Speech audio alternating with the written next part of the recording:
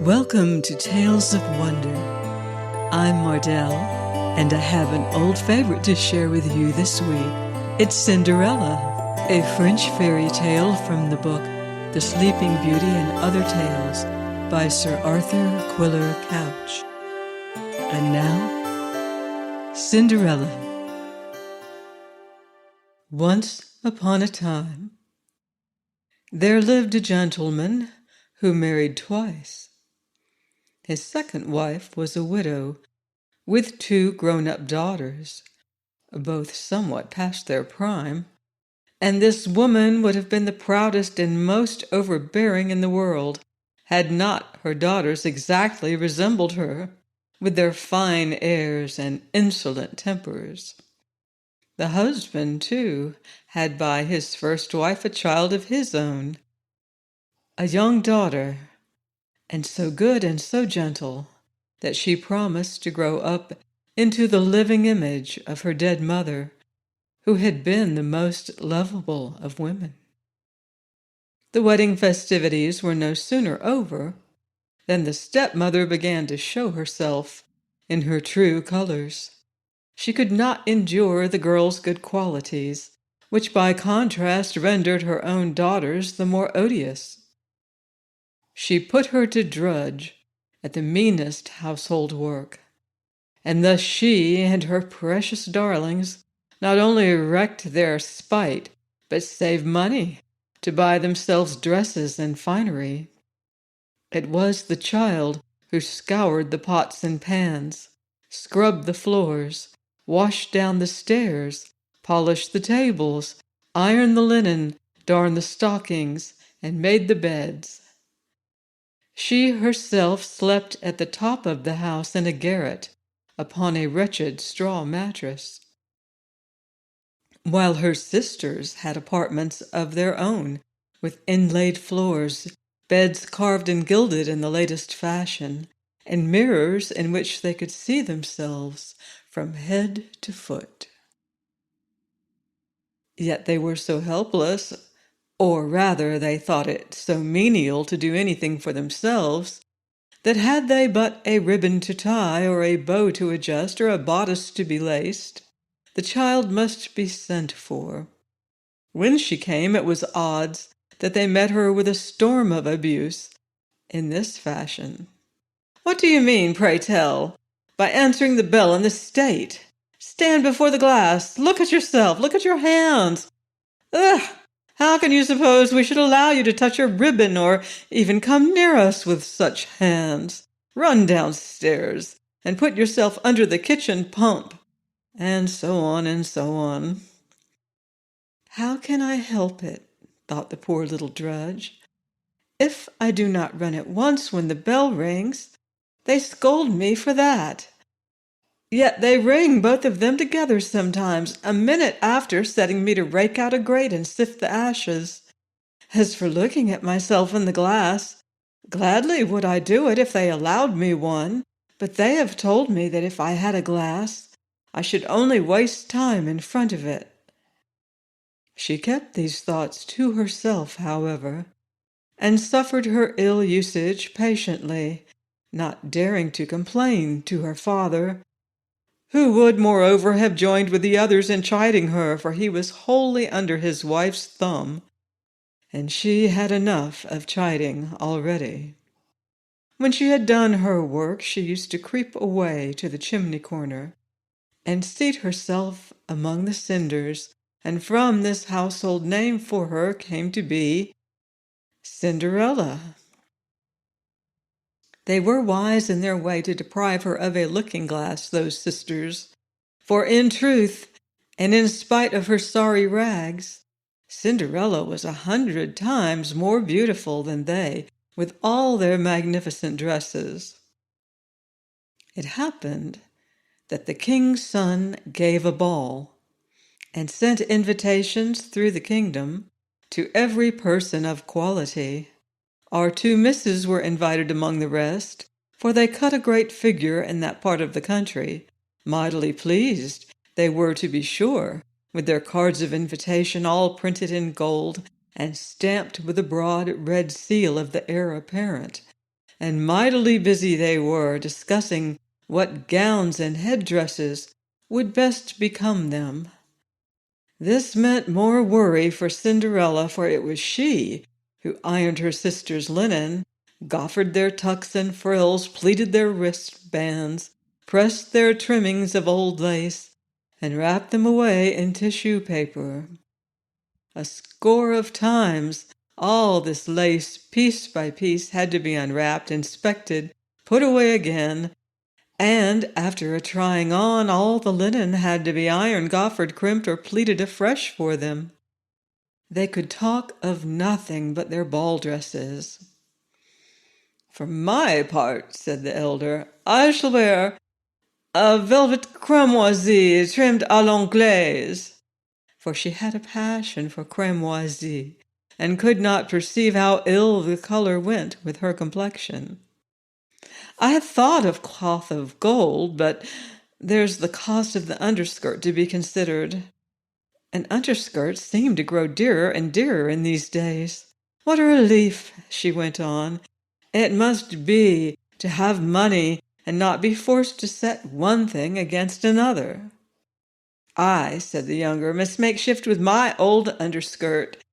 That is, unless I can wheedle some money out of papa," for so in their affection they called their stepfather. "Cinderella can take out the worst stains tomorrow with a little eau de cologne. I believe that if she tries, she can make it look as good as new. And at all events, it will give her something to do instead of wasting an afternoon. I don't pretend that I like wearing an old underskirt, and I hope to make dear papa sensible of this, but against it I shall have the gold-flowered robe, on which I am determined, and my diamond stomacher, which is somewhat better than the common." "And I, of course," said the elder, "must wear my diamond spray. If only it had a ruby in the clasp instead of a sapphire. Rubies go so much better with cramoisi. I suppose there is no time now to ask the jeweler to reset it with a ruby."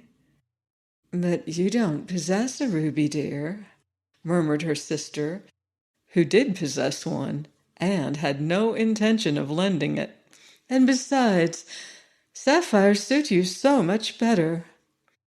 They sent for the best milliner they could find, to build their mobcaps in triple tiers, and for the best hairdresser to arrange their hair, and their patches were supplied by the shop to which all the quality went.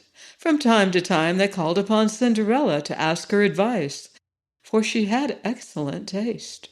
Cinderella advised them perfectly, and even offered her services to dress their hair for them on the night of the ball. They accepted gladly enough. Whilst she was dressing them, one asked her, "Cinderella, would you not like to be going to the ball?" "Alas, miss," said Cinderella, "you are making fun of me. It is not for the like of me to be there." "You are right, girl. Folks would laugh indeed to see a cinder slut like you at a ball." Anyone but Cinderella would have pinned on their mobcaps awry, and if you or I had been in her place, I won't swear but that we might have pushed in the pins just a trifle carelessly. But she had no malice in her nature. She attired them to perfection, though they found fault with her all the while it was doing, and quite forgot to thank her when it was done. Let it be related in excuse for their tempers that they had passed almost 2 days without eating, so eager were they and so excited. The most of this time they had spent in front of their mirrors, where they had broken more than a dozen laces in trying to squeeze their waists and make them appear more slender. They were dressed a full 2 hours before the time fixed for starting. But at length the coach arrived at the door. They were tucked into it with 100 precautions, and Cinderella followed it with her eyes as long as she could. That is to say, until the tears rose and blinded them. She turned away, weeping, back to the house, and crept into her dear chimney corner, where, being all alone in the kitchen, she could indulge her misery. A long while she sat there. Suddenly, between two heavy sobs, she looked up, her eyes attracted by a strange blue glow on the far side of the hearth. And there stood the queerest lady, who must have entered somehow without knocking. Her powdered hair was dressed all about her head in the prettiest of short curls, amid which the most exquisite jewels, diamonds and rubies and emeralds, sparkled against the firelight. Her dress had wide panniers bulging over a skirt of lace flounces, billowy and delicate as sea foam, and a stiff bodice shaped to the narrowest waist imaginable. Jewels flashed all over this dress, or at least Cinderella supposed them to be jewels, though on second thought they might be fireflies, butterflies, glowworms. They seemed at any rate to be alive, and to dart from one point to another of her attire. Lastly, this strange lady held in her right hand a short wand, on the end of which trembled a pale, bluish-green flame, and it was this which had first caught Cinderella's eye and caused her to look up. "Good evening, child," said the visitor in a sharp, clear voice, at the same time nodding kindly across the firelight. "You seem to be in trouble. What is the matter?" "I wish," sobbed Cinderella. "I wish," she began again, and again she choked. This was all she could say for weeping. "You wish, dear, that you could go to the ball. Is it not so?" "Ah, yes," said Cinderella with a sigh. "Well, then," said the visitor, "be a good girl, dry your tears, and I think it can be managed. I am your godmother, you must know, and in younger days your mother and I were very dear friends." She omitted, perhaps purposely to add, that she was a fairy, but Cinderella was soon to discover this too. "Do you happen to have any pumpkins in the garden?" her godmother asked. Cinderella thought this an odd question. She could not imagine what pumpkins had to do with going to a ball, but she answered that there were plenty in the garden, a whole bed of them, in fact. "Then let us go out and have a look at them." They went out into the dark garden to the pumpkin patch, and her godmother pointed to the finest of all with her wand. "Pick that one," she commanded. Cinderella picked it, still wondering.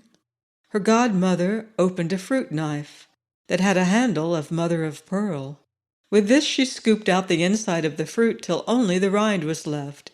Then she tapped it with her wand, and at once the pumpkin was changed into a beautiful coach, all covered with gold. "Next we must have horses," said her godmother. "The question is, have you such a thing as a mouse trap in the house?" Cinderella ran to look into her mouse trap, where she found 6 mice all alive. Her godmother, following, told her to lift the door of the trap a little way, and as the mice ran out, one by one, she gave each a tap with her wand, and each mouse turned at once into a beautiful horse, which made a fine team of 6 horses, of a lovely gray, dappled with mouse color. Now the trouble was to find a coachman. "I will go and see," said Cinderella, who had dried her tears and was beginning to find this great fun. "If there is such a thing as a rat in the rat trap, we can make a coachman of him." "You are right, dear," said her godmother. "Run and look." Cinderella fetched her the rat trap. There were 3 large rats in it. The fairy chose one of the 3 because of his enormous whiskers, and at a touch he was changed into a fat coachman. Next she said, "Go to the end of the garden, and there in the corner of the wall, behind the watering pot, unless I am mistaken, you will find 6 lizards. Bring them to me." Cinderella had no sooner brought them than her godmother changed them into 6 footmen, who climbed up at once behind the coach, with their bedizened liveries, and clung on as though they had been doing nothing else all their lives. The fairy then said to Cinderella, "Now, child, this will do to go to the ball with, unless you are hard to please." "Indeed, yes," answered Cinderella, "but how can I go as I am, in these horrid clothes?" "You might have given me credit for thinking of that, too." Her grandmother did but touch her with her wand, and on the instant her rags were transformed into cloth of gold and silver, all bespangled with precious stones. She felt her hair creeping up into curls, and tiring and arranging itself in tiers, on the topmost of which a double ostrich feather grew from a diamond clasp that caught the rays of the old lady's wand and shot them about the garden this way and that, making the slugs and snails crawl to shelter. "But the chief mark of a lady," said her godmother, eyeing her with approval, "is to be well shod." And so saying, she pulled out a pair of glass slippers, into which Cinderella poked her toes doubtfully, for glass is not as a rule an accommodating material for slippers. You have to be measured very carefully for it. But these fitted to perfection, and thus arrayed from top to toe, Cinderella had nothing more to do but kiss her godmother, thank her, and step into the coach, the 6 horses of which were pawing the cabbage beds impatiently. "Goodbye, child," said her godmother, "but of one thing I must warn you seriously. I have power to send you thus to the ball, but my power lasts only until midnight. Not an instant beyond midnight must you stay there. If you overstay the stroke of 12, your coach will become but a pumpkin again. Your horses will change back into mice, your footmen into lizards, and your ball dress shrink to the same rags in which I found you." Cinderella promised that she would not fail to take her departure before midnight, and with that the coachman cracked his whip, and she was driven away, beside herself with joy. In the royal palace, and in the royal gardens, over which shone the same stars which had looked down upon Cinderella's pumpkins, the ball was at its height, with scores and scores of couples dancing on the waxed floor to the music of the violins, and under the trees where the music throbbed in faint echoes, other scores of couples, moving, passing, and repassing, listening to the plash of the fountains, and inhaling the sweet scent of the flowers. Now as the king's son walked among his guests, word was brought to him by his chamberlain that a grand princess, whom nobody knew, had just arrived and desired admission. "She will not tell her name," said the chamberlain, "but that she is a princess, and of very high dignity, cannot be doubted. Apart from her beauty and the perfection of her address, of which your Royal Highness perhaps will allow me to be no mean judge, I may mention that the very jewels in her hair are worth a whole province." The king's son hastened to the gate to receive the fair stranger, handed her down from the coach, and led her through the gardens, where the guests drew apart and gazed in wonder at her loveliness. Still escorted by him, she entered the ballroom, where at once a great silence fell. The dancing was broken off. The violin ceased to play. So taken, so ravished was everybody by the vision of this unknown one. Everywhere ran the murmur, "Ah, how beautiful she is!" The king himself, old as he was, could not take his eyes off her, and confided to the queen in a low voice that it was long since he had seen so adorable a creature.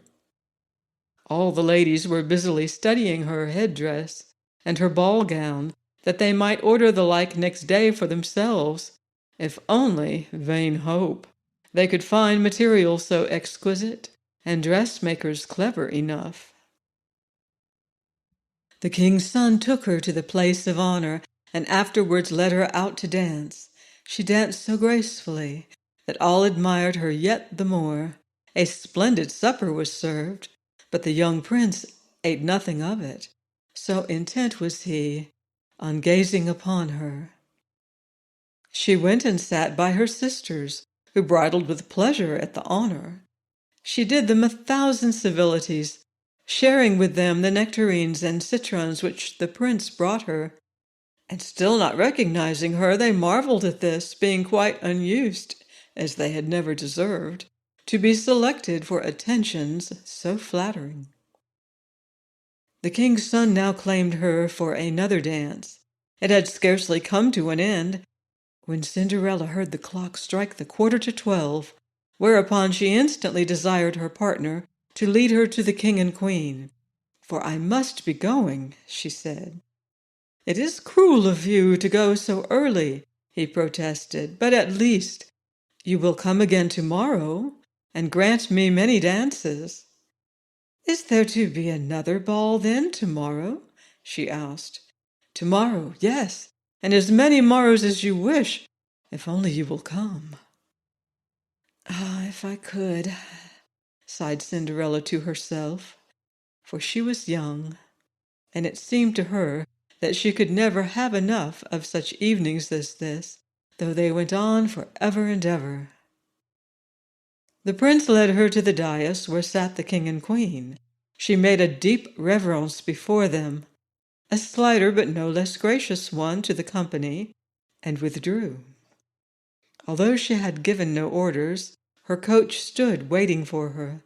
Slipping in, she was whisked home in the time it would take you to wink an eye. She had scarcely entered the house, however, before she received a shock. For on the threshold of the kitchen, glancing down to make sure that her ball gown was not disarranged by this rapid journey, she perceived that it had vanished, changed back to the rags of her daily wear. But there in the light of the hearth stood her godmother, who smiled so pleasantly that Cinderella choked down her little cry of disappointment. "Well, child, and how have you fared?" "Godmamma, I have never been so happy in all my life, and it is all thanks to you." But after thanking her, Cinderella could not help confessing how she longed to go to the ball next evening. The king's son had begged her to come again, and oh, if she had been able to promise. "As to that, child," said her godmother, "we will see about it when the time comes. But it has been lonely keeping watch and sitting up for you. Will you not reward me by telling all about it?" Cinderella needed no such invitation. She was dying to relate her adventures. She talked and talked, her godmother still smiling and questioning. For 2 hours, maybe, she talked and was still recollecting a score of things to tell her, when her sister's coach rumbled up to the gate, and almost at once there came a loud ring at the bell. She stared and rubbed her eyes, for at the first sound of it, her godmother had vanished. Cinderella ran and opened the door to her sisters. "Oh, what a long time you have stayed," said she, yawning, rubbing her eyes, and stretching herself as though she had just waked out of sleep. She had felt, however, no inclination at all to sleep since their departure. "If you had been at the ball," said the elder sister, "you would not have felt tired. One of the guests was the loveliest princess, the loveliest you could ever see. She showed us 1,000 civilities. She gave us nectarines and citrons." Cinderella contained her joy.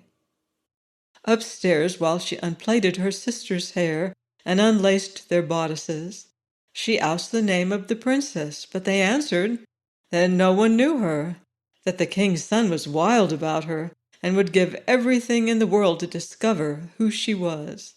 Cinderella smiled. She no longer felt any temptation at all to be clumsy with the hairpins. "Why then," she said, "she must be beautiful indeed." "And she went away, you say, without telling her name? Is no one going to see her again?" "As for that, she may come again to the ball tomorrow. I am told that the prince begged it, almost with tears in his eyes, for there is to be another ball tomorrow, and we are going." "Ah, heavens!" sighed Cinderella. "How lucky you are! Might I not just see her? Please, please, Sister Caroline, take me tomorrow. I could manage quite well, if only you lent me your yellow gown which you wear every evening." "Hoity-toity!" snapped Miss Caroline. "You cannot be awake. You must have been dreaming to some purpose if you see me lending my clothes to a nasty little cinder slut." Cinderella had quite well expected some such rebuff, and was glad enough to get it, for it would have been very awkward if her sister had been willing to lend the gown. The next evening, the two sisters were at the ball, and so was Cinderella, but in an even finer attire than before. Her godmother had spared no pains, and as for the expense, well, that hardly needs to be considered when you can turn pumpkins into gilt coaches, cobwebs into Valenciennes lace, and beetles' wings into rubies with the tap of a wand. The king's son, in his impatience, flew to her coach door as soon as she arrived. Throughout the evening he never left her side, nor ceased to make pretty speeches. She, pretty maid, was far from finding his behavior tiresome, so far indeed that she forgot her godmother's warning. The end was that in the midst of a dance she heard the stroke of a clock, looked up, was dismayed to find it was the first stroke of 12, when she believed it yet an hour short of midnight, and made her escape as lightly as a deer. The prince followed, but could not catch her. Only she dropped one of her glass slippers, which he picked up and treasured. With the last stroke of 12, coach and footman had whisked away, and poor Cinderella, barefoot now as well as in rags, panted homeward over roads where the flints cut her until she bled, and the owls and great moths blundered out of the bushes against her face. To make matters worse, a thunderstorm broke before she had ran half the distance, and she arrived home in a terrible plight, muddy, drenched to the skin, almost more dead than alive. In one thing only she was fortunate. She had outstripped her sisters, whose coach on the way home lost a wheel. And I have a suspicion that Cinderella's godmother had something to do with this misadventure, too. At all events, when Cinderella opened the kitchen door, the little lady stood as she had stood the night before, in the glow of the hearth awaiting her. "Well, child," she said, frowning, yet the frown was not altogether unkindly, "it is easily seen that you have forgotten my warning and have suffered for it. But what is that you are clutching?" Poor Cinderella drew from under her bedraggled bodice a crystal slipper, fellow to the missing one. It was the one remnant of all her finery, and somehow, scarcely knowing why, she had hugged it to her while she ran, and never let it slip in all her stumblings.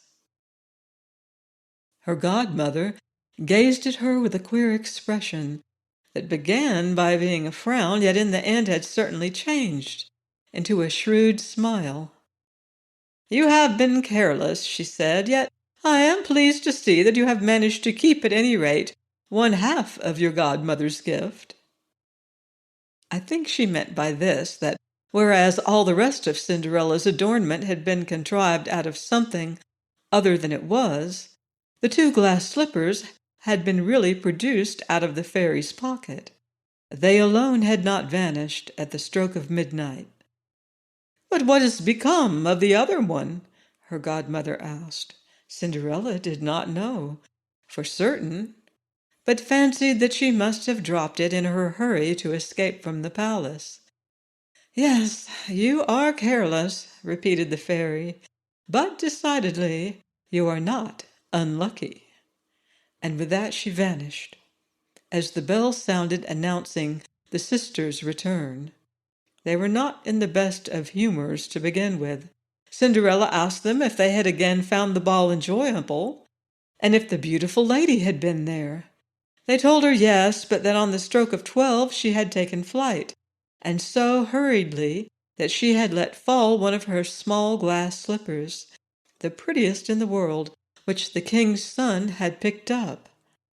They added that this indeed was the first cause of their delay, for seeking their carriage they had found the entry blocked, and the prince in the wildest state of mind demanding of the guards if they had not seen a princess pass out. The guards answered that they had seen no one pass but a ragged girl, who looked more like a country wench than a princess. Amid this to-do, the sisters had with difficulty found their coach, and then within 2 miles of home a wheel had come off, and the coach had lurched over, in a thunderstorm too, and they had been forced to walk the rest of the way, the one with a bruised shoulder, and the other, which was worse, with a twisted ankle. But after all, the dance had been worth these mischances and sufferings. And, said they, harking back, the prince was undoubtedly deep in love, for they had left him gazing fondly at the slipper. And little doubt, mysteriously as she chose to behave, he would make every effort to find the beautiful creature to whom it belonged. They told the truth, too. For a few days after, the king's son had it proclaimed, by sound of trumpet, that he would marry her whose foot the slipper exactly fitted. At first, they tried it on the princesses of the court, then on the duchesses, then on the marchionesses, then on the countesses and viscountesses, then on the baronesses, and so on through all the ladies of the court, and a number of competitors, who, though they did not belong to it, yet supposed that the smallness of their feet was an argument that their parents had very unjustly come down in the world. The prime minister, who carried the glass slipper on a velvet cushion, was kept very busy during the next few weeks. At length, he called on Cinderella's two sisters, who did all they could to squeeze a foot into the slipper, but by no means could they succeed. Cinderella, who was looking on and admiring their efforts, said laughingly, "Let me see if it will fit me." Her sisters began to laugh and mock at her, but the prime minister, who had come to make trial of the slipper, looked at Cinderella attentively, and seeing how good-looking she was, said that it was but just. He had orders to try it upon everyone. He asked Cinderella to sit down, and drawing the slipper upon her little foot, he saw that it went on easily and fitted the foot like wax. Great was the astonishment of the two sisters, but it was greater when Cinderella pulled from her pocket the other little slipper and put it upon the other foot. On top of this came a rap at the door, and in walked the fairy godmother, who, by a touch of her wand upon Cinderella's clothes, made them still more magnificent than they had been before. And now her two sisters knew Cinderella to be the same beautiful creature they had seen at the ball. They threw themselves at her feet, begging her pardon for all the ill usage they had made her suffer. Cinderella raised and kissed them, saying that she forgave them with all her heart, and entreated them to be loving to her always. They led her to the young prince arrayed as she was. He thought her lovelier than ever, and a few days after they were married. Cinderella, who was as good as she was beautiful, lodged her two sisters in the same palace, and married them that same day to two great lords of the court. I hope you've enjoyed this version of Cinderella. Please join me next week for another enchanting story on Tales of Wonder.